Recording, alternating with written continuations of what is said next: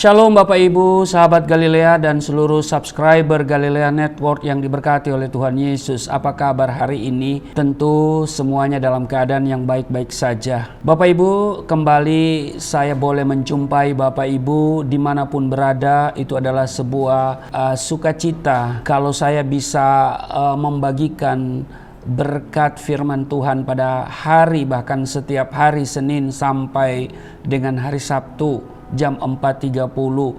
Ini merupakan sebuah sukacita tersendiri bagi saya. Oleh sebab itu, kiranya apa yang saya sampaikan di setiap pagi bisa menjadi berkat bagi Bapak Ibu semuanya. Sebelum kita beraktivitas, mari kita datang kepada Tuhan dengan penuh sukacita dan kita mau baca, mau dengar dan renungkan firman-Nya. Mari kita berdoa. Segala hormat kemuliaan hanya bagi-Mu, Allah yang Rahman dan Rahim, pencipta langit dan bumi dan dengan segala isinya, Allah yang disembah oleh Abraham, Ishak dan Yakub, Allah yang kami kenal, kami sembah di dalam nama Tuhan Yesus. Dikuduskanlah nama-Mu, datanglah kerajaan-Mu, jadilah kehendak-Mu di bumi seperti di surga. Saat ini sebelum kami beraktivitas, kami rindu akan firman-Mu, karena itu urapi kami, buka hati dan pikiran kami saat kami baca, kami dengar firman-Mu. Itu tidak untuk kami lupakan, tapi itu termaterai dalam hati kami. Urapi juga hamba-Mu yang tidak ada apa-apanya. Roh Kudus akan menyingkapkan segala rahasia kebenaran firman-Mu. Di dalam nama Tuhan Yesus kami berdoa dan mengucap syukur. Haleluya. Amin. Bapak Ibu, kalau kita melihat di 1 Korintus pasal 1 ayat 18 sampai dengan 31, ini bicara tentang hikmat Allah dan hikmat manusia. Di ayatnya yang ke-18 dikatakan begini, sebab pemberitaan tentang salib memang adalah kebodohan bagi mereka yang akan binasa, tetapi bagi kita yang diselamatkan, pemberitaan itu adalah kekuatan Allah. Bapak Ibu, sahabat Galilea yang diberkati oleh Tuhan Yesus, seringkali salib menjadi bahan olokan dan disepelekan oleh orang-orang dunia. Seorang tokoh agama RT 06 pernah berkata bahwa di balik salib ada jin kafir. Bagi mereka salib tidak lebih dari lambang hukuman atau kutuk yang harus diderita oleh pelaku kejahatan. Siapapun yang mati tergantung di kayu salib dicap sebagai orang hina dan tidak berharga. Sebab memang ada tertulis begini di Galatia pasal 3:13, terkutuklah orang yang digantung pada kayu salib.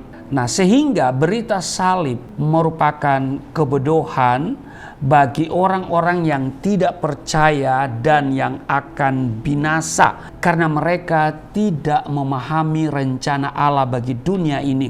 Orang dunia berprinsip bahwa pelanggaran atau dosa dapat ditebus dan dibayar dengan perbuatan baik atau amal baik, dengan berbuat amal sebanyak-banyaknya selama hidup di bumi ini. Pertanyaannya adalah, berapa kali atau berapa banyak kita harus berbuat baik atau beramal saleh supaya dosa yang kita lakukan setiap saat itu dapat ditebus atau terhapus sehingga akhirnya kita bisa masuk surga. Bapak Ibu, sahabat Galilea yang diberkati oleh Tuhan Yesus, Alkitab menyatakan di dalam 2 Timotius pasal 1 ayat 9, dialah yang menyelamatkan kita dan memanggil kita dengan panggilan kudus, bukan berdasarkan perbuatan kita, melainkan berdasarkan maksud dan kasih karunia-Nya sendiri yang telah dikaruniakan kepada kita dalam Kristus Yesus. Jadi, perbuatan baik atau amal baik tidak akan bisa menebus kita dari dosa. Mengapa? Sebab dosa adalah pelanggaran terhadap firman Tuhan. Dan dikatakan di 2 Korintus pasal 5 ayat 21,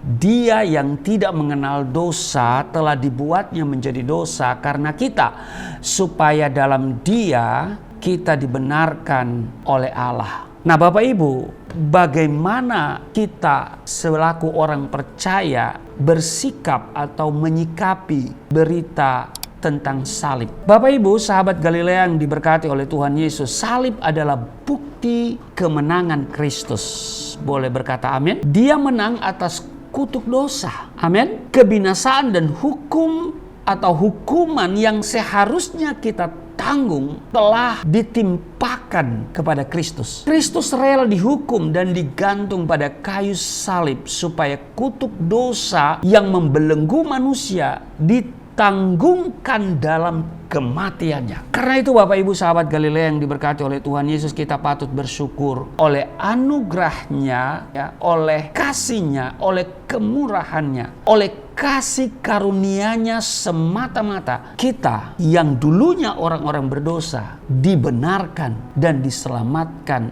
dari penghukuman kekal. Roma pasal 6:23, sebab upah dosa ialah maut, tetapi karunia Allah ialah hidup yang kekal dalam Kristus Yesus Tuhan kita. Jadi salib Kristus merupakan atau sebagai sasaran dan fokus hidup kita, karena di dalamnya ada pengharapan yang pasti.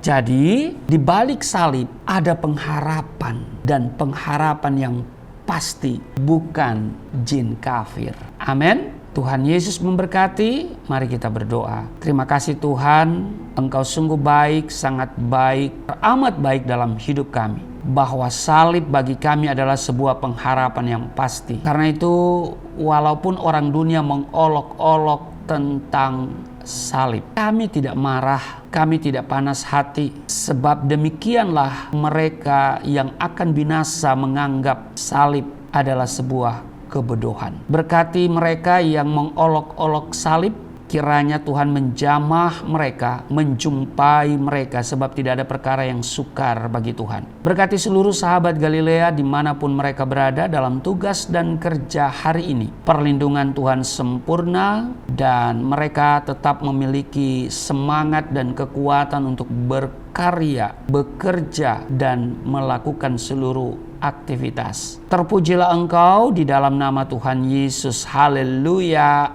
Amin.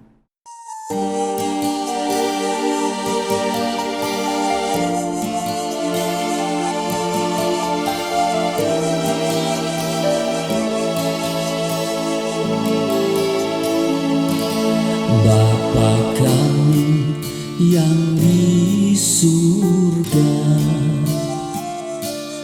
dimuliakanlah nama-Mu.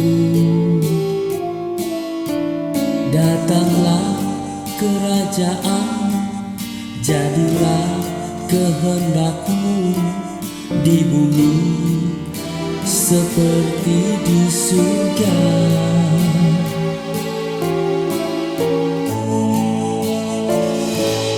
Berikanlah kepada